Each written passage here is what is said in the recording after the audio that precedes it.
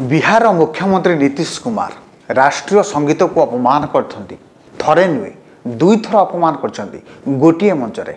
बिहार एक स्पोर्ट्स कार्यक्रम में नीतीश कुमार बिहार मुख्यमंत्री भाव में सेठी योगदान करते एवं सेठी उपस्थित थिबा बेले जेतबेले राष्ट्रीय संगीत गीत गान हब बोली सेठी एनाउंस करागला प्रथमे नीतीश कुमार से समय रे से मंच उपरू छाड़ी पड़े से कहले जे मु आगे चारिपट जाक स्टाडियम चारिपट जाक बुली सारे तापर जाकि राष्ट्रीय गान कराब पर जेतबेले पुणी थरे से मंच उपरक आसिले राष्ट्रीय संगीत बोलाबार समय आसिला सेतबेले नीतीश कुमार ठिया होले किंतु परे किछि समय परे नीतीश कुमार गोटे भिन्न अंदाज रे देखागले पाखरे थिबा प्रमुख सचिव दीपक कुमार सहित हाथ ठारिकी कौन आलोचना करुँच किंतु जे प्रमुख सचिव अच्छा से स्थिर होकर ठिया हाथ में इशारा कर जना पड़ी जा से कहते जे राष्ट्रीय संगीत बोला जाऊँगी आपण स्थिर होकर छिड़ा हूँ ये दृश्य बिहारवासी एवं सारा देश लोके यह देखला परे आश्चर्यचकित होती नीतीश कुमार एपरी कौन पाई व्यवहार करुँच कहीं गोटे मंच उपर दुई थर राष्ट्रीय संगीत को अपमान कले एवं यह पर राजनीति तेजीबार लगिला आरजेडी जी तेजस्वी यादव सी कहते नीतीश कुमार मानसिक स्तर रे से बिगड़ी गले मानसिक संतुलन तांकर बिगड़ी जाइए देह ठीक ना से असुस्थ अच्छा बिहारवासी को अपमान कर राष्ट्रीय संगीत को अपमान कर तेणु से मुख्यमंत्री हेबार योग्यता ना एवं आरजेडी अन्य लीडर भी अन्य नेता मैंने कहते जे एभरी कहले जे तांकर हेल्थ बुलेटिन जारी करा जाऊ जदि से असुस्थ अच्छा ताले डाक्तर हेल्थ बुलेटिन जारी करी प्रकाश करतु एवं जदि से सुस्थ अच्छा ताले मुख्यमंत्री पदरू इस्तीफा दिंतु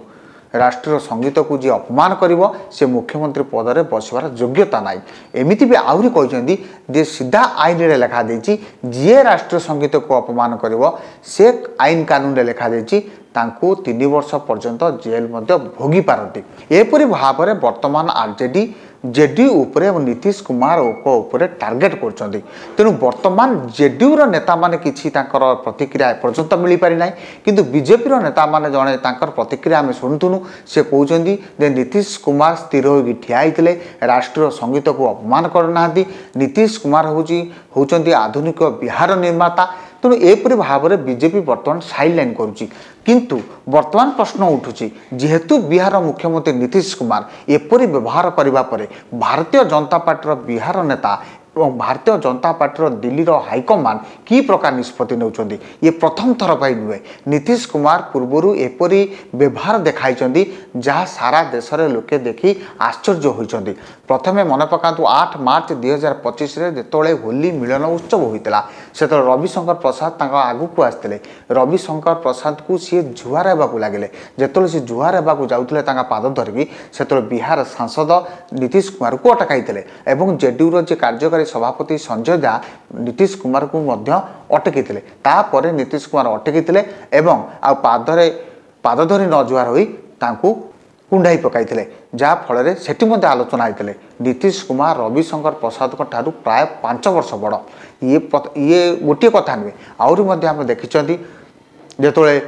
7 जून 2024 रे नीतीश कुमार नरेंद्र मोदी को पाद छुईते तापर नवेम्बर 13 तारिख 2024 रे से ही अवस्था है नरेंद्र मोदी को